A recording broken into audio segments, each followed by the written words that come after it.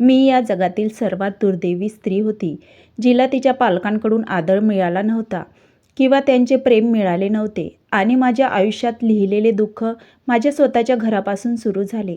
माझे लग्न लहान वयातच झाले होते.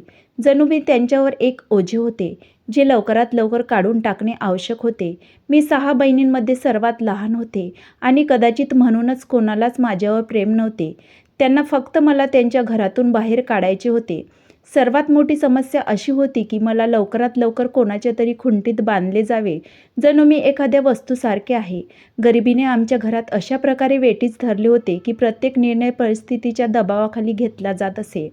जेव्हा माझ्याकडे एक प्रस्ताव आला, तेव्हा माझी आई म्हणाली, "आमच्याकडे एका अविवाहितकडून प्रस्ताव आहे. त्याचे आधी लग्न झालेले नाही आणि तो चांगले कमावतो. हे पुरेसे आहे. आपण आणखी शोध का घ्यावा? आमच्या परिस्थिती पाहता आम्हाला त्याच्यापेक्षा चांगले काहीही सापडत नाही." माझी आई अशी वागली की जणू मी एक जबाबदारी आहे, त्यातून तिला लवकरात लवकर मुक्त व्हायचे आहे. मी माझ्या आईला सांगण्याचे धाडस केले, "आई, मी शेजारच्या या मुलाबद्दल चांगल्या गोष्टी ऐकल्या नाहीत. माझा मित्र मला सांगत होता की तो एक खूप वाईट माणूस आहे आणि त्याचे वर्तन देखील वाईट आहे." पण माझ्या आईने माझ्या शब्दांकडे दुर्लक्ष केले. ती म्हणाली, "मुली कथा बनवणे हे लोकांचे काम आहे. ते काहीही बोलतात, याचा अर्थ ते सर्व खरे आहे असे नाही. फक्त गप्प राहा आणि लग्न कर. अन्यथा आपण ज्या समस्यांना तोंड देत आहोत ते पाहता हा प्रस्ताव तुझ्यासाठी सर्वोत्तम आहे. यानंतर माझ्याकडे पर्याय नाही मुला. मला पुन्हा हे बोलायला लावू नकोस."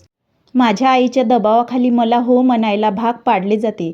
माझे लग्न सागर नावाच्या मुलाशी झाले होते, ज्याला मी पाहिलेही नव्हते. पण जेव्हा लग्न झालं आणि मी त्याला जवळून पाहिलं, तेव्हा मला जाणवलं की तोपर्यंत मुलगा आहे. तोपर्यंत आम्ही त्याला मुलगा म्हणत होतो. वास्तव असं होतं की तो माझ्या वयाच्या दुप्पट होता. तो एक पूर्ण पुरुष होता, ज्याच्या वयाचा कोणीही अंदाज लावला नव्हता. तरीही माझ्या मनात एक छोटीशी आशा निर्माण झाली. मला वाटलं की कदाचित माझ्या भावी आयुष्यात काहीतरी ठीक होईल. कदाचित ते फक्त माझे विचार असतील आणि तो मला माझ्या आईवडिलांच्या घरी कधीही न मिळालेली शांती देईल. लग्नाच्या रात्री मी माझ्या खोलीत लाल रंगाची साडी घालून दागिन्यांनी भरलेला माझ्या नशिबाच्या निर्णयाची वाट पाहत बसलो होतो. माझ्या मनात खूप भीती होती. ही खोली मला अनोळखी होती आणि ज्या माणसासोबत मी माझे आयुष्य घालणार होतो, तोही माझ्यासाठी अनोळखी होता. माझे डोळे खोलीच्या दारात स्थिर होते. प्रत्येक आवाजाने माझे शब्द काही अज्ञान वास्तवाने धडधडू लागले. मी ते माझ्या समोर येण्याची वाट पाहत होतो. लग्नाच्या रात्री जेव्हा मी माझ्या खोलीत बसलो होतो, माझ्या मनात आशेचे छोटे दिवे लावत होतो, तेव्हा काहीतरी घडले. त्याची मला सर्वात जास्त भीती वाटत होती. माझे पती सागर खोलीत येताच त्यांनी त्यांच्या व्यवहारातून मला सांगितले की ते कशा प्रकारचे व्यक्ती आहेत. त्यांनी माझ्याकडे पाहिलेही नाही, पण तो बसला आणि बोलू लागला, जणू काही तो खूप दिवसांपासून या क्षणाची वाट पाहत होता. "ऐक, मी तुला माझी पत्नी म्हणून इथे आणले नाही. हे लक्षात ठेव. तुला इथे माझी दासी म्हणून राहावे लागेल. या घरात जे काही होईल ते माझ्या इच्छेनुसार होईल. तुला फक्त माझेच ऐकावे लागेल आणि इतर कोणाचेही नाही, अगदी माझ्या आईचेही नाही." मी स्तब्ध झालो. हे शब्द माझ्या कानात विषासारखे पडले. मला वाटले की कदाचित तो मला घाबरण्याचा प्रयत्न करत असेल, पण दुसऱ्या क्षणी त्याचा मुद्दा अधोरेखित करण्यासाठी त्याने माझ्या तोंडावर एक थाप मारली. ती थाप माझ्या शरीरापेक्षा जास्त माझ्या हृदयावर लागली. त्या क्षणी मला कळले की माझे उर्वरित आयुष्य कसे जाणार आहे. माझ्या हृदयाच्या कोपऱ्यात ज्या आशा बुडबुडत होत्या त्या क्षणी विझल्या. मी माझे अश्रू लपवण्याचा प्रयत्न केला, पण माझ्या हृदयात एक प्रश्न वारंवार येत राहिला, हे माझे नशीब आहे का? हेच होणार आहे का? मी माझ्या तरुण वयातच हे स्वप्नात पाहिले नव्हते. तो क्षण माझ्यासाठी प्रलयापेक्षा कमी नव्हता. रात्र कशी तरी निघून गेली, पण माझ्या मनावरचा भार कमी होत नव्हता. सकाळ झाली तेव्हा मी स्वतःला एका अनोळखी घरात सापडलो. खोलीतून बाहेर पडताना मला भीती वाटत होती की बाहेर काय होईल. माझ्या सासू-सासरे आणि नंदन आणि इतर नातेवाईक घरी कसे असतील. पण त्यांना भेटताच मला एक विचित्र शांतता जाणवली. माझी सासू खूप कोमल मनाची आणि समजूतदार स्त्री होती. ती मला म्हणाली, "मुली, आम्हाला माहीत आहे की सागर कसा आहे. तो फक्त तुझ्याशीच नाही तर आपल्या सर्वांशीही असाच वागतो. ज्या मुलीचे नशीब आधीच खराब आहे तीच या घरात येऊ शकते. पण तू काळजी करू नकोस. आम्ही तुला आमची स्वतःची मानू आणि तुला चांगले ठेवण्याचा प्रयत्न करू." एकीकडे त्याचे हे विधान माझ्यासाठी सांत्वनदायक होते, पण दुसरीकडे ते एक वास्तव होते जे मी स्वीकारू शकलो नाही. मला वाटले की जर मी चांगले लोक मिळवण्याचे भाग्यवान आहे, तर त्यांच्यासोबत असा माणूस का आहे, जो केवळ त्यांच्यासाठीच नाही तर माझ्यासाठीही नरक बनला आहे.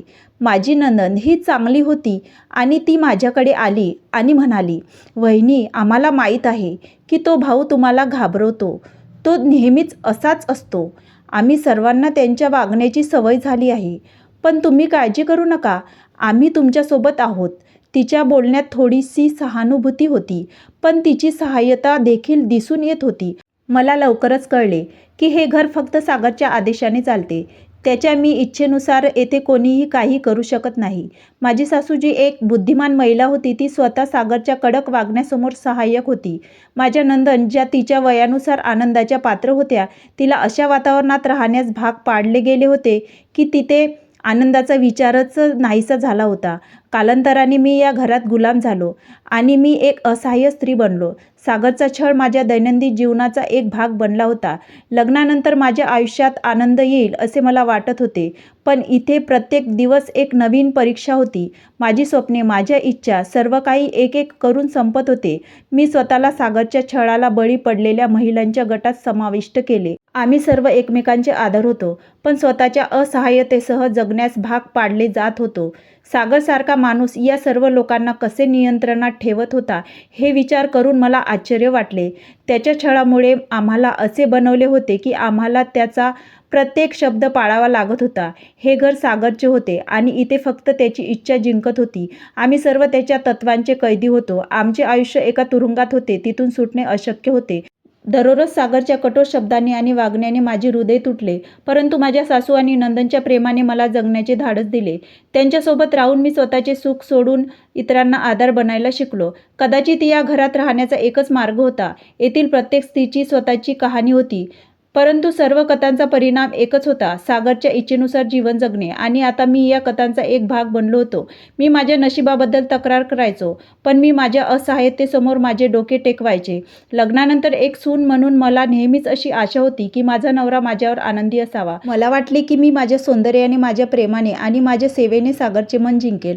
मला माहीत होते की मी खूप सुंदर आहे, परंतु सागरच्या वागण्याने मला लवकरच समजवले की त्याला माझ्या सौंदर्याची काळजी नाही. सुरुवातीला मी खरोखरच कपडे घालून स्वतःला सुंदर बनवण्याचा प्रयत्न केला. मी ते दाखवण्याचा प्रयत्न केला. मी दररोज आरशासमोर उभी राहून विचार करत असे की सागरला काय आवडेल.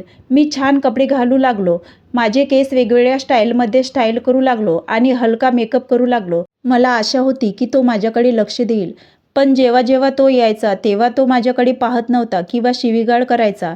एके दिवशी जेव्हा मी त्याच्या स्वागतासाठी खास कपडे घातले होते, तेव्हा त्याने एक नजर टाकली आणि म्हणाला, "काय सुंदर लूक बनवला आहे. हा रंग तुला चांगला दिसत नाही." माझ्या आशा धुळीस मिळाल्या. मला वाटले की कदाचित मी काहीतरी चूक करत आहे, म्हणून मी वेगवेगळे मार्ग वापरून पाहिले. एके दिवशी मी त्याचे आवडते जेवण बनवण्याचा विचार केला. माझ्या सासूबाईंनी मला सांगितले की सागरला पाणीपुरी खूप आवडते आणि तो ते खूप प्रेमाने खातो. मी माझ्या सर्व लक्ष आणि मेहनतीने त्याच्यासाठी पाणीपुरी बनवले. मी जेवणाच्या टेबलावर येऊन पहिला चावा घेताच त्याच्या चेहऱ्यावर एक विचित्र भाव दिसला. मग तो म्हणाला, "तू काय बनवले आहेस? त्यात मीठ आहे? ठीक आहे. मिरची? मला स्वयंपाक कसा बनवायचा हे माहीत नाही, नाहीतर मला तिला शिकवावे लागेल." माझे कष्ट वाया जात असल्याचे पाहून माझे मन दुखावले, पण मी एकही दिवस हार मानली नाही. मला वाटलं की कदाचित मी जर दिवसभराच्या थकव्यानंतर त्याची काळजी घेतली तर तो आनंदी होईल.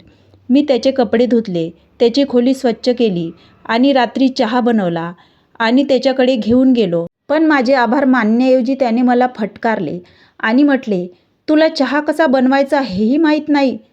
तू त्यात खूप दूध घातले आहेस." आता माझे सर्व प्रयत्न निष्फळ ठरत होते. एके दिवशी माझ्या सासूबाई मला म्हणाल्या, "मुली, एखाद्या पुरुषाला आनंदी ठेवणे सोपे नाही, विशेषतः सागरसारखा पुरुष. तो स्वतः आयुष्यात आनंदी नाही आणि तो दुसऱ्या कोणालाही कसा आनंदी ठेवू शकतो." मी तिला समजून घेण्याचा प्रयत्न केला, पण माझ्या मनात एक इच्छा होती की माझ्या नवऱ्याने मला प्रेम करावे आणि स्वीकारावे. मी पुन्हा प्रयत्न केला. मी त्याच्या आरामाची विशेष काळजी घेऊ लागलो. तो जेव्हा जेव्हा यायचा तेव्हा मी स्वतःच्या हातांनी त्याचे बूट काढायचो. त्याला एक ग्लास पाणी द्यायचो आणि त्याच्या दिवसाबद्दल विचारायचो, पण त्याची उत्तरे नेहमीच वेगळी असायची. एका संध्याकाळी मी त्याच्यासाठी एक मौल्यवान भेटवस्तू खरेदी केली. माझ्या सासूबाईंनी मी त्यांच्याशी सल्लामसलत करत त्यांच्यासाठी एक छान घड्याळ विकत घेतली. मी त्यांना घड्याळ दिले. तेव्हा त्यांनी आश्चर्याने विचारले, "हे काय आहे?" मी म्हणालो, "हे तुमच्यासाठी भेट आहे. मी ते तुम्हाला आनंदी करण्यासाठी विकत घेतली आहे." पण तो हसला आणि म्हणाला, "तुम्ही हे खरेदी करताना काय विचार करत होता? मला अशा गोष्टी अजिबात आवडत नाहीत." मी जेव्हा जेव्हा त्याच्या जवळ जाण्याचा प्रयत्न करायचो, तेव्हा तो माझ्यापासून दूर जात असे. मी दिवसरात्र सागरला आनंदी करण्यासाठी काय करावे याचा विचार करत असे, पण प्रत्येक वेळी माझे प्रयत्न अयशस्वी होत असत. सागरच्या वागण्याने माझे हृदय फाटून टाकले होते. मी रात्री अनेकदा माझे अश्रू लपवत असे, विचार करत असे की हे माझे आयुष्यात वास्तव आहे का? माझ्या नशिबात हेच लिहिले आहे का? मी अशा माणसासाठी प्रयत्न करत राहिले, जो मी काहीही करून आनंदी राहू शकत नाही. पण तरीही मी धाडस केले नाही. कदाचित एक दिवस तो माझे प्रयत्न समजून घेईल आणि मला स्वीकारेल. ही आशा माझ्या हृदयाच्या कोपऱ्यात माझ्या आयुष्याच्या प्रत्येक क्षणात कुठेतरी जिवंत होती. मी निराशा आणि दुःखात स्वतःला लपवायचो, पण एके दिवशी मी सागरला आनंदी पाहिले. हा क्षण आला जेव्हा त्याचा चुलत भाऊ त्याच्या 2 वर्षाच्या मुलाला घेऊन भेटायला आला होता. मी पहिल्यांदाच सागरला हसताना आणि आनंदाने किलबिलाट करताना पाहिले. तो या मुलासोबत खेळत होता. मी त्याला उचलून बाहेर नेले आणि त्याला चॉकलेट आणि खेळणं आणून दिली. मला आश्चर्य वाटले, हा तोच माणूस आहे जो नेहमीच रागावलेला आणि चिडलेला असतो. मुलांसोबत त्याचे वागणे पाहून मला एक विचित्र आनंद झाला. मी माझ्या सासूकडे पश्चाताप नजरेने पाहिले आणि विचारले, "काय झालं?" माझ्या सासूबाई हळू आवाजात म्हणाल्या, "सागरला मुले खूप आवडतात, पण फक्त मुलेच. जर तुम्हाला मूल असेल आणि तेही मुलगा असेल तर कदाचित त्याचे वागणे बदलेल. त्याला मुलाची आकांक्षा आहे आणि फक्त मुलगाच त्याचे हृदय मऊ करू शकतो." तिच्या शब्दांनी माझ्या हृदयात आशेचा किरण पेटवला. कदाचित हाच मार्ग असेल ज्याद्वारे मी माझे जीवन चांगले बनवू शकेन. कदाचित मुलगा आणि सागर त्यांच्यातील नाते अधिक मजबूत करेल. त्या दिवसापासून माझ्या प्रार्थना आणि इच्छा बदलल्या. मी प्रत्येक प्रार्थनेत देवाला प्रार्थना करू लागलो की मला मुलाचा आनंद मिळावा आणि ते मूल मुलाच्या रूपात असावे. प्रत्येक विचारात, प्रत्येक स्वप्नात, प्रत्येक प्रार्थनेत आता एकच इच्छा होती, सागरच्या मुलाची आई बनणे. मला माझ्या आयुष्यात एक नवीन उद्देश सापडला. मी स्वतःला निरोगी ठेवण्याचा प्रयत्न केला. मी निरोगी अन्न खाऊ लागलो आणि स्वतःची काळजी घेऊ लागलो. मी प्रत्येक क्षण एका नवीन आशेने घालवायला की माझ्या प्रार्थना लवकरच पूर्ण होतील. मी माझ्या खोलीत असताना मी अनेकदा मनात विचार करायचो, मी सागरला त्याच्या जन्माची आनंदाची बातमी कधी सांगेन? त्यांच्या चेहऱ्यावरचा आनंद आणि आश्चर्य पाहण्याची मला उत्सुकता होती. मला स्वप्न पडले की सागर माझ्यासोबत बसला आहे, माझा हात धरून म्हणत आहे, "तू मला जगातील सर्वात मोठा आनंद दिला आहेस." पण माझ्या मनात कुठेतरी एक भीती होती. जर माझी आशा पूर्ण झाली नाही तर काय होईल? ते आनंद माझ्या नशिबात नाही. मी खूप खात्रीने हे मागत आहे. मी माझ्या मनातली भीती दाबून टाकली आणि माझ्या प्रार्थनेत अधिक बळ आणले. एके दिवशी माझ्या सासूबाईंनी मला सांत्वन दिले आणि म्हणाल्या, मुले ही देवाची देणगी आहेत आणि त्याला त्याच्या भक्तांवर दया आहे, म्हणून प्रार्थना करत राहा. देव ऐकण्यासाठी आहे. जर सागरला मुलगा झाला तर तुला दिसेल की तो तुला खूप मान देईल." तिच्या शब्दांनी माझ्या आशा आणखी वाढवल्या. तो काळ माझ्यासाठी परीक्षेपेक्षा कमी नव्हता. दररोज मी त्या प्रार्थनेने उठायचो आणि देव माझी बॅग आनंदाने भरायचा. मला वाटलं की जर सागरला मुलाचे सुख मिळाले तर कदाचित तो माझ्याकडे लक्ष देऊ लागेल.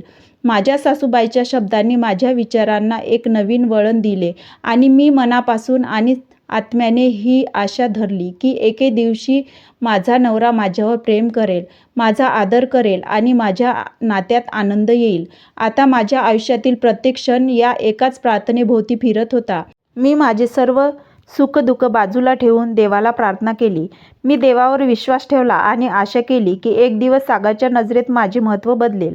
सागरच्या घराची स्थिती पाहूनच मला कळले की हे खूप जुने घर आहे. त्याच्या भिंती दगडांनी बनलेल्या होत्या आणि त्याचे छत सुंदर डिझाईन केलेले होते. घराचे अंगण खूप मोठे होते. ते मातीने बनलेले होते, परंतु ते सुंदर डिझाईन केलेले होते. हे घर खूप जुने होते आणि त्याच्या जुन्या विटा पाहून लोक अनेकदा ते त्यांच्या स्वतःच्या कथांशी जोडत असत. एके दिवशी सागरच्या एका ओळखीच्या व्यक्तीने त्याला सांगितले की या अंगणात काहीतरी खास आहे. मी ऐकले आहे की येथील लोकांनी त्यांचा खजिना येथे पुरला आहे. या अंगणाखाली एका पेटीत सोने आणि मौल्यवान दागिने पुरले होते. जर तुम्हाला ते तुमच्या अंगणात सापडले तर तुमचे नशीब बदलू शकते. हे ऐकून सागरच्या मनात लोभाचे वादळ उठले. त्याच्या डोळ्यात एक विचित्र चमक आली. त्याच्या स्वप्नाचे वास्तव याच खड्ड्यात लपलेले होते. त्याने पटकन हा खजिना परत मिळवण्याचा निर्णय घेतला. दुसऱ्या दिवशी सागरने त्याच्या अंगणात शोध घेतला. त्याने खोदकाम सुरू केले. त्याने त्याच्यासोबत कोणताही मजूर किंवा बाहेरील व्यक्ती सामील केली नाही. त्याने स्वतः काम करण्याचा निर्णय घेतला. तो म्हणाला की जर त्याने दुसऱ्या कोणाची मदत घेतली तर त्याला या खजिन्यातील काही भाग वाटून घ्यावा लागेल आणि हा माझा हक्क आहे आणि मी तो कोणासोबतही वाटून घेऊ इच्छित नाही. सागरने या कामावर रात्रंदिवस काम केले. सर्वांनाच आश्चर्य वाटले की तो काय करत आहे. माझ्या सासूबाई, ज्या नेहमी सागरशी तर्क करण्याचा प्रयत्न करत होत्या, त्यांनी त्याला थांबवले आणि म्हणाल्या, सागर, तू काय करत आहेस? खजिना आता फक्त कथा आहेत. जुन्या काळातील या निरुपयोगी गोष्टीवर विश्वास ठेवून तू तुझे घर उद्ध्वस्त करत आहेस. तू अंगणात एवढा मोठा खड्डा खोदत आहेस, नंतर तो कोण भरणार? सागरने रागाने उत्तर दिले, तुम्हाला हे समजणार नाहीत. हा खजिना माझे नशीब बदलेल. फक्त मला माझे काम करू द्या. अंगणात एक मोठा खड्डा तयार झाला होता. दररोज रात्री सागर त्या खड्ड्यात जाऊन खोदायला सुरुवात करायचा. तो मध्यरात्री उठून वेड्यासारखा खोदायला सुरुवात करायचा आणि आपल्या हातांनी माती खोदत राहायचा. त्याची अवस्था पाहून मला त्याची दया आली, पण मला काही बोलण्याची हिंमत झाली नाही. शेजारीही समस्याबद्दल बोलू लागले. काहींनी म्हटले की सागर वेडा झाला आहे, तर काहींनी म्हटले की लोभ माणसाला नष्ट करतो, यामुळे तो नक्कीच अडचणीत येईल. पण सागरने कोणाचेही ऐकण्यास नकार दिला. तो म्हणाला, जेव्हा खजिना सापडेल तेव्हा सर्वांचे तोंड बंद होईल. एके दिवशी माझ्या सासूबाई थकल्या होत्या आणि म्हणाल्या, सागर, जर तुला खरोखरच खजिना शोधायचा असेल तर तज्ज्ञाची मदत घे. हे तुझ्या क्षमतेबाहेर आहे. पण सागरने तिच्या सल्ल्याकडे दुर्लक्ष केले. तो म्हणाला, जर तू कोणाला आणलेस तर तुला त्यांच्यासोबत खजिना वाटून घ्यावा लागेल. मी स्वतः हे सर्व करेल आणि ही पोकळी स्वतः भरून टाकेल. सागरची प्रकृती दिवसेंदिवस खराब होत चालली होती. तो लोभाच्या दलदलीत इतका खोलवर बुडाला होता की त्याने त्याच्या इतर जबाबदाऱ्यांकडे दुर्लक्ष करायला सुरुवात केली होती. घराची परिस्थिती बिकट होत चालली होती, पण त्याचे संपूर्ण लक्ष तोच खड्डा खोदण्यावर होते. रात्री जेव्हा सर्वजण झोपायला जायचे तेव्हा मी खड्ड्याजवळ उभी राहून त्याला पाहत असे. तो माती खोदत असे, जमिनीवर बसून काहीतरी शोधत असे आणि खजिन्याचे स्थान अंदाज लावत असे. हे सर्व पाहून मला भीती वाटली, पण मी काहीही करू शकत नव्हते. या खड्ड्याच्या खोदण्यामुळे आणि सागरच्या लोभामुळे मला जाणवले की लोभापेक्षा वाईट काहीही नाही. तो खजिन्याच्या शोधात त्याचे सर्वस्व, त्याची शांती, त्याचे जीवन, त्याचे नातेसंबंध धोक्यात घालत होता. परंतु दुर्दैवाने तो हे समजू शकत नाही की जमिनीत गाडलेले सोने त्याच्या आयुष्यातील दुःख दूर करू शकत नाही. देवाने मला आशीर्वाद दिला आणि मला आनंदाची बातमी मिळाली की मी आई होणार आहे. ही बातमी माझ्यासाठी आशेच्या किरणापेक्षा कमी नव्हती. मी मनात विचार केला की कदाचित आता माझ्या आयुष्यातील दुःख संपतील. सागरलाही हे ऐकून खूप आनंद झाला. मी त्याला हे सांगितले तेव्हा तो सुरुवातीला आश्चर्यचकित झाला, पण नंतर आनंदाने त्याच्या खिशातून काही पैसे काढले. त्याने ते माझ्या डोक्यावरून काढून एका भिकाऱ्याला दिले. सागरच्या बदललेल्या वागण्याने पाहून मला वाटले की कदाचित माझे दुःखाचे दिवस संपणार आहे. तो पहिल्यांदाच माझ्याकडे खऱ्या स्मितहास्याने पाहत होता. त्याच्या चेहऱ्यावरील तेज पाहून माझे मन थोडे हलके झाले. त्याने पटकन त्याच्या आई आणि बहिणींना बोलावले आणि त्यांना म्हणाला, आई, आता तुम्ही सर्वांनी तिची काळजी घ्यावी. तिला कोणतेही काम करू देऊ नका. माझ्या सासू आणि नंदन आधीच माझी खूप काळजी घेत होत्या, पण सागरने हे सांगल्यानंतर त्या आणखी सावध झाल्या. माझ्या सासूबाई म्हणाल्या, "अरे, आम्हाला आधीच माहीत होते की निशा आता आमच्यासाठी एका प्रेयसीपेक्षा कमी राहणार नाही. आम्ही तिची खूप काळजी घेऊ." हे सर्व ऐकून मला खूप आनंद झाला.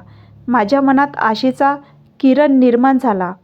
कदाचित ही वेळ सागर आणि माझ्या नात्यात खूप बदल आणेन.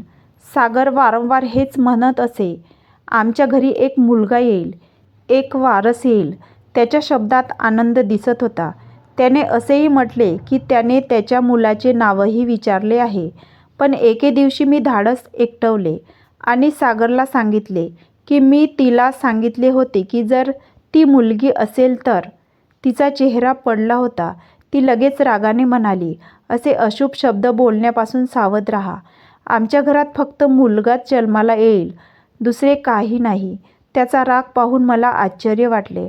मला वाटले की कदाचित तो मस्करी करत असेल, पण तो त्याच्या बोलण्यात खूप खंबीर दिसत होता. तो आता म्हणू लागला की जर ती मुलगी असेल तर ती माझी राहणार नाही. मी तिला या घरात ठेवणार नाही. हे ऐकून माझ्या डोळ्यात पाणी आले. मी हळूच म्हणालो, "मग तू तिला कुठे घेऊन जाणार आहेस?" तिने शक्तीने उत्तर दिले, "मला माहीत नाही, पण इथे फक्त माझा मुलगाच जन्माला येईल." मी माझ्या सासूला हे सांगितले. तिने एक दीर्घ श्वास घेतला आणि म्हणाली, "मुली, मी तुला आधीच सांगितले होते की सागरला मुले खूप आवडतात, पण फक्त मुलेच. तो मुलींना खूप आवडत नाही. आता तू फक्त प्रार्थना कर की या घरात मुलगा जन्माला यावा." माझ्या सासूचे हे शब्द माझ्या मनात घुमू लागले. मला तिच्या चेहऱ्यावर निराशेची झलक दिसली आणि तिच्या डोळ्यात मला असहाय्यता दिसली. या घरात स्त्री असणे किती मोठा गुन्हा आहे हे मला समजले. मी माझे दिवस प्रार्थना करण्यात घालवले. देवा, माझे मन सागरचे विचार बदलावे अशी इच्छा करत होते. पण आतून मला हेही देखील माहीत होते की त्याचे विचार कधीच बदलणार नाही. तो फक्त एका मुलालाच त्याच्या आयुष्यातील आनंद मानत असे आणि मुलीचा खूप द्वेष करत असे. सागरच्या वागण्यात थोडासा बदल झाला. कधीकधी तो माझ्याशी कठोर शब्दात बोलायचा, तर कधीकधी तो पुन्हा कठोर होऊन मला मारहाण करू लागला. त्याचा हा स्वभाव पाहून मी खूप घाबरलो, पण मी हिंमत गमावली नाही. मी मनात ठरवले की काहीही झाले तरी मी माझ्या मुलाचे रक्षण करेन, मग तो मुलगा असो या मुलगी. सागरने खड्डा इतका खोदला होता की आता संपूर्ण घरात फक्त खड्डा दिसत होता. खड्डा इतका खोल झाला होता की तो सुमारे 7 ते 9 फूट खोदला गेला होता. माती इतकी मऊ आणि ओली झाली होती की जणू त्यावर पाऊल ठेवताच माती फुटेल. मी बुडू लागलो. सर्वांनी सागरला सांगितले की या खड्ड्यातून पाण्याशिवाय काहीही बाहेर पडणार नाही, पण सागरने त्या सर्वांकडे दुर्लक्ष केले. तो या खड्ड्यातून खजिना काढण्यासाठी सतत खोदत होता आणि त्याची नजर फक्त त्याच्या यशावर होती. तो दररोज खड्ड्यात अधिकाधिक खोदत राहिला आणि रात्री उठून कामही करायचा. त्याला वाटले की त्याच्या कष्टाचे फळ लवकरच मिळेल, पण प्रत्यक्षात तो फक्त त्याच्या मूर्खपणातच रमला होता. सागरचे वागणे मला खूप दुःखी करत होते. तो खड्डा खोदण्याच्या टप्प्यावर पोहोचला होता, पण माझ्याबद्दलचे त्याचे वागणे दिवसेंदिवस बदलत होते. मला वाटले की त्याचे हृदय माझ्याबद्दल कधीही मऊ होणार नाही. मी सतत घरातील वातावरण चांगले करण्याचा प्रयत्न करत होते, पण आतून मला भीती वाटत होती की माझ्या नवऱ्याचे वागणे कधीही बदलणार नाही. तो माझा आदर करत नव्हता आणि प्रेमाचा प्रश्नच नव्हता. मी माझे घर व्यवस्थित करण्याचा प्रयत्न करू लागलो, कारण मला माहीत होते की जर माझे घर तुटले तर तो गेला तर मी कुठे जाईन. माझ्या घरात माझ्याबद्दल विचारणारे कोणी नव्हते. मी येथे लग्न करून मला ओझे मानत होतो. हा विचार करून मी हे नाते सांभाळण्याचा प्रयत्न करत होतो. एके दिवशी मी डॉक्टरांकडे गेलो आणि विचारले की माझ्या पोटातील मुलगा आहे की मुलगी. डॉक्टरांनी मला सात्वत दिले आणि म्हणाले की हे तुझे पहिलेच मूल आहे. याबाबतीत काळजी करण्याची गरज नाही. जरी तुला मुलगी झाली तरी देव तुला नंतर नक्कीच मुलगा देईल.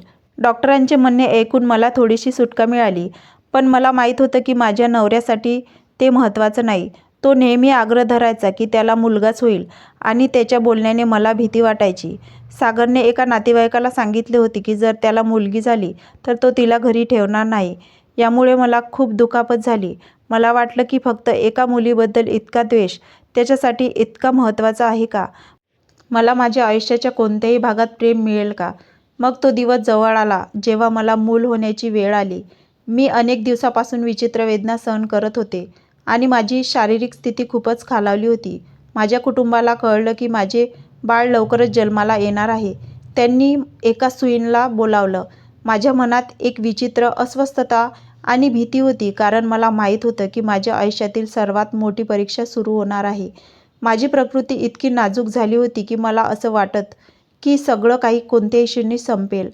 हा तो क्षण होता जेव्हा मला वाटलं की माझ्या आयुष्यातील सगळं कठीण आहे, हे घडले आहे आणि तरीही मी माझ्या मुलासाठी एक सुरक्षित जग निर्माण करण्याचा प्रयत्न करत होते. मी देवाला खूप प्रार्थना केली की काहीही झाले तरी माझ्या मुलाला निरोगी आणि सुरक्षित ठेव. माझ्या मनात आशेचा किरण निर्माण झाला होता की कदाचित आता माझ्या पतीचे वर्णन बदलेल. पण जेव्हा मला कळले की मला मुलगी आहे, तेव्हा मला खात्री नव्हती की मी त्याच्या प्रेमाला पात्र आहे.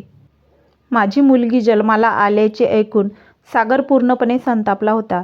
त्याने आपले तोंड बंद केले आणि काही दिवस गप्प राहिला, जणू काही तो हे स्वीकारण्यास तयार नव्हता. असेच 3-4 दिवस शांततेत गेले. माझ्या सासू आणि मेहुण्यांना पाठवल्यावर सागरचे वर्तन आणखी बदलले. त्याने सांगितले की कोणीतरी मरण पावले आहे आणि सर्वांना तिथे जावे लागेल. यावर सासू आणि मेहुण्या रागावल्या आणि म्हणाल्या की घरात नुकतेच एक बाळ जन्माला आले आहे, आपल्याला निशाची काळजी घ्यावी लागेल. सागर थंडपणे म्हणाला, मी मेलो का? मी तिची काळजी घेईन. हे ऐकून माझ्या सासूनेही नकार दिला आणि ती जाणार नाही असे सांगितले. सागर रागाने तिला म्हणाला, जर तू नकार दिलास तर तुला इथून निघून जावे लागेल.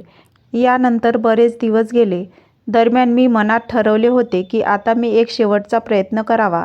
एके दिवशी मी सागरला म्हणालो, तू अजून तुझ्या मुलीला मांडीवर घेतले नाहीस का? स्वीकारू नकोस बेटा, पुढच्या वेळी देव तुला देईन. मी हे सांगत असताना आम्ही दोघेही खड्ड्याजवळ उभे होतो. सागर थोडा वेळ गप्प राहिला आणि मग अचानक त्याने माझ्याकडे हात पुढे केला. त्यानंतर तो म्हणाला, मला माझी मुलगी दे, तिला धर. हे ऐकून माझ्या डोळ्यात आनंद अश्रू आले. तो क्षण माझ्या आयुष्यातील सर्वात सुंदर क्षण होता, कारण सागरचे हृदय माझ्या मुलीसाठी मऊ झाले होते. त्याने तिला आपल्या मांडीवर घेतले आणि नंतर काही काळ तिच्याकडे प्रेमाने पाहत राहिला. पहिल्यांदाच मी त्याच्या चेहऱ्यावर वडिलांना आपल्या मुलाबद्दल वाटणारे प्रेम आणि समाधान पाहिले. त्या क्षणी मला असे वाटले की माझ्या पतीचे हृदय, जे आधी नेहमीच वाईट होते, ते आता माझ्या मुलीसाठी मऊ झाले आहे. तो क्षण माझ्या आयुष्यातील एक स्मरणीय क्षण बनला. मला आशा होती की आता आमचे नाते चांगले होईल, कारण कदाचित माझी मुलगीच सागरचे हृदय वितळण्याचे कारण बनली असेल. माझा अंदाज चुकीचा ठरला आणि सागरचे मन माझ्या मुलीबद्दल मऊ होईल अशी माझी आशा अजिबात खरी ठरली नाही. प्रत्यक्षात त्याच्या मनातील द्वेष संपणार होता. त्याने माझ्या मुलीबद्दल कोणतीही सहानुभूती दाखवली नव्हती. त्याने माझ्या सासू आणि नंदनला त्याचे दुष्कृत्य करण्यासाठी पाठवले होते. एके दिवशी जेव्हा सागरला कळले की खड्डा खोदण्याचा त्याचा कोणताही डाव यशस्वी होत नाही आहे आणि माझ्या मुलीबद्दलचा त्याचा द्वेष कमी होत नाही आहे, तेव्हा त्याने एक अतिशय घृणास्पद कृत्य केले. तो माझ्या मुलीला खड्ड्यात टाकण्याचा प्रयत्न करत होता. खरं तर त्याने त्याच्या मुलीलाही खड्ड्यात टाकले. मी दुःखाने असह्य झालो होतो, पण माझी मुलगी खड्ड्यात पडली तेव्हा देवाच्या कृपेने मला मदत झाली. वरून चिखल फेकू लागला. मला वाटले की आता माझ्या मुलीला वाचवणे कठीण होईल, पण त्याच दरम्यान देवाने एक चमत्कार केला. जेव्हा सागरचा पाय घसरला आणि तोही त्यात खड्ड्यात पडला, त्याने माझ्या मुलीला टाकून दिले होते. मी पटकन त्या खड्ड्यात उतरलो आणि माझ्या मुलीला वाचवण्याचा प्रयत्न केला. देवाचे आभार, माझी मुलगी वाचली. पण सागरचे संपूर्ण शरीर दलदलीत बुडाले होते. दलदल इतकी खोल आणि निसरडी झाली होती की सागरची अवस्था पाहून मला आणखी भीती वाटू लागली. मी पटकन इकडून तिकडून दोरी शोधू लागलो, पण त्याची प्रकृती झपाट्याने बिघडत चालली होती. मी त्याला वाचवण्यासाठी शक्य ते सर्व प्रयत्न केले, पण मातीच्या मुळांनी आणि दलदलीच्या खोलीने सागरला आणखी खाली ढकलले. दरम्यान माझा ओरड ऐकून परिसरातील लोकही धावत आले. त्यांनी सागरला बाहेर काढण्याचा प्रयत्न केला, पण जोपर्यंत ते त्याला बाहेर काढू शकले तोपर्यंत सागरचा श्वास थांबला होता. त्याच्या शरीरात जीव नव्हता आणि त्याचा चेहरा चिखलाने काळा झाला होता. मी खूप प्रयत्न केले, पण माझ्या मदतीने काहीही करता आले नाही. हा माझ्या आयुष्यातील क्षण आहे. सर्वात कठीण आणि वेदनादायक क्षण म्हणजे जो माणूस माझ्या आयुष्याचा भाग बनला होता आणि ज्याने मला आणि माझ्या मुलीला अनेक वेळा कारणीभूत ठरवले होते, तो आता माझ्या डोळ्यांसमोर जीवनाचा खेळ गमावला होता. त्याच्या मृत्यूने मला विशेष दुःख झाले नाही. उलट मला असे वाटले की त्याच्या मृत्यूने दुःखाचे भरलेले जीवन संपले आहे. माझ्या आयुष्यात एक नवीन टप्पा सुरू होत होता. सागरच्या मृत्यूनंतर आमच्या आयुष्यात एक शांतता पसरली, जी शब्दांनी नव्हे तर माझ्या हृदयाच्या खोलीतून अनुभवता येते. मी त्याच हृदयाने त्याचे जाणे स्वीकारले होते, ज्या हृदयाने मी सागरला माझा जीवनसाथी बनवले होते. माझ्या हृदयात हे प्रश्न उद्ध्वस्त होते, सागरमध्ये इतका द्वेष कुठून आला? त्याने आपल्या मुलीकडे असे दुर्लक्ष का केले? त्याचे हृदय इतके कठोर का झाले होते की त्याला स्वतःच्या मुलाला पुरायचे होते? मला स्वतःला या प्रश्नाचे उत्तर शोधायचे होते आणि आम्ही सर्वजण आपल्या दुःखात बुडालो होतो. परंतु हळूहळू आम्ही स्वतःला बळकट केले आणि एक पूर्ण महिना गेला. माझ्या सासूला तिच्या मुलाच्या निधनाने खूप दुःख झाले होते, परंतु त्या त्याच्या वागण्याने देखील अस्वस्थ होत्या. आता घरात शांतता होती. मी माझ्या सासूबाईंना विचारले, तुमच्या मुलाला मुलीबद्दल इतका द्वेष का होता? ती म्हणाली, या कुटुंबातील लोक असे होते, त्यांना फक्त मुले हवी होती. मुलगी असणे म्हणजे कुटुंबाचा सन्मान नष्ट करण्यासारखे होते. जेव्हा तुमच्या नंदनचा जन्म झाला तेव्हा माझी परिस्थितीही अशीच होती. देवाची कृपा होती की मी आधी मुलाला जन्म दिला, म्हणून माझी मुलगी या घरात स्वीकारली गेली. अन्यथा माझ्याशिवाय कोणालाही माझी मुलगी नको होती. त्याचप्रमाणे मला आणखी 2 मुली झाल्या, ज्यामुळे या घरात माझा आदर आणि प्रतिष्ठा लक्षणीयरित्या कमी झाली. जेव्हा तुम्ही या घरात आलात तेव्हा मला खूप भीती वाटत होती की तुम्हीही मुलीला जन्म द्याल, कारण या घरात मुलींना महत्त्व नव्हते आणि शेवटी तुम्ही एका मुलीला जन्म दिला आणि त्या द्वेषातून माझ्या मुलाने आत्महत्या केली. आता आम्ही तिघांनी मिळून एक प्रतिज्ञा केली आणि म्हटले की आता आपण एकटे राहायला शिकू. आम्ही काही मजुरांना बोलावले आणि ते घर दुरुस्त केले आणि या घरात पुढचा भाग विकला आणि मिळालेल्या पैशात आम्ही एक छान घर बांधले आणि त्यात राहू लागलो. मी आणि माझी नंदन काम करू लागलो. माझ्या सासूबाईंनी माझ्या मुलीची काळजी घेतली. तसेच काही दिवसांनी आमच्या घरात आनंद परत आला. माझ्या सासूबाईंनी माझ्या नंदनसाठी लग्नाची व्यवस्था केली आणि तिचे लग्न लावले. आता आम्ही तिघेही या घरात एकटे राहिलो. माझ्या सासूबाईंनी मला अनेकदा विचारले होते, बेटा, तू असे एकटे आयुष्य कसे घालशील? तू लग्न करायला हवे. पण मला माझ्या सासूबाईंना सोडून जायचे नव्हते. ती एक म्हातारी होती आणि ती खूप चांगली होती. तिने आयुष्यात कधीही आनंद पाहिला नव्हता. मी तिला ते सर्व आनंद देऊ इच्छित होते, जे तिने पाहिले नव्हते. ती मला दररोज समजावून सांगायची आणि म्हणायची, बेटा, तुझे आयुष्य खूप मोठे आहे. तू स्वतःसाठी जीवनसाथी निवड. मी तुझ्या मुलीसोबत राहीन. मी त्यांना वारंवार समजावून सांगायचो की आई, मी तुला सोडू शकत नाही. पण एके दिवशी मी ड्युटीवरून आल्यावर त्यांनी एका माणसाला त्यांच्या घरी बोलावले होते. तो माझ्या सासूबाईंच्या मित्रांचा मुलगा होता आणि खूप देखणा होता. काही दिवसांपूर्वीच त्याची पत्नी वारली होती. त्याला एक मुलगा होता. त्याला अशा स्त्रीशी लग्न करायचे होते, जी त्याच्या मुलाला वाढवू शकेल आणि त्याला आईसारखे प्रेम देऊ शकेल.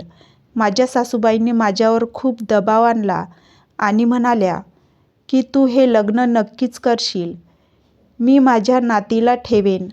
माझ्या कुटुंबातील सदस्यांनीही माझ्यावर दबाव आणण्यास सुरुवात केली आणि शेवटी मला हे लग्न करावे लागले. अजय खूप चांगला माणूस होता. माझ्या आयुष्यात पहिल्यांदाच कोणीतरी मला इतका आदर देत होते आणि त्याने माझी खूप काळजी घेतली. तो म्हणाला की तुला हवे असेल तर तू तुझे कामही करू शकतेस. तो खरोखर खूप चांगला माणूस होता आणि तो महिलांचा आदर करायचा. तो म्हणायचा की तू तुझ्या मुलीला सोबत घेऊन ये. पण माझ्या सासूबाई म्हणायच्या की मी माझ्या नातवासोबत राहीन. तू तुझे आयुष्य तुझ्या मनाप्रमाणे जग. अजय म्हणायचा की मी काकूंनाही माझ्यासोबत ठेवेन, पण ती म्हणायची की नाही, मी माझ्या घरात आनंदी आहे. ती म्हणायची की माझ्या इथे खूप आठवणी आहेत. जरी त्या वाईट असल्या तरी मी माझे रक्त, माझे कुटुंब, माझे घर सोडून कुठेही जाणार नाही. त्याचप्रमाणे मी माझ्या कुटुंबात व्यस्त झालो. मला आणखी एक मुलगी झाली. अजय माझा खूप आदर करतो. तो खरोखरच कौतुकास्पद माणूस आहे. तो माझ्या मोठ्या मुलीवर आणि माझ्या सासूवर खूप प्रेम करतो. तो दरमहा त्यांच्या खर्चासाठी पैसे पाठवतो. माझी मोठी मुलगीही आता 19 वर्षाची आहे. माझ्या सासूबाई खूप म्हातारी झाल्या आहेत, पण तिला आमच्यासोबत राहायचे नाही. ती म्हणते की मी इथेच मरेन, माझे अंतिम संस्कार इथेच करेन. आम्ही तिला जबरदस्तीही करत नाही. आम्ही वेळोवेळी तिची काळजी घेतो. आता तुम्ही लोक मला सांगा की मी पुन्हा लग्न करून बरोबर केले की चूक? आणि तुम्ही जिथे जिथे माझी व्हिडिओ पाहता तिथे कमेंट करा. कृपया तुमच्या शहराचे आणि राज्याचे नाव सांगा. तुमच्या कमेंट वाचायला मला खूप मजा येते आणि माझे व्हिडिओ पाहणाऱ्या, लाईक करणाऱ्या आणि शेअर करणाऱ्या सर्वांचे मी आभार मानू इच्छितो.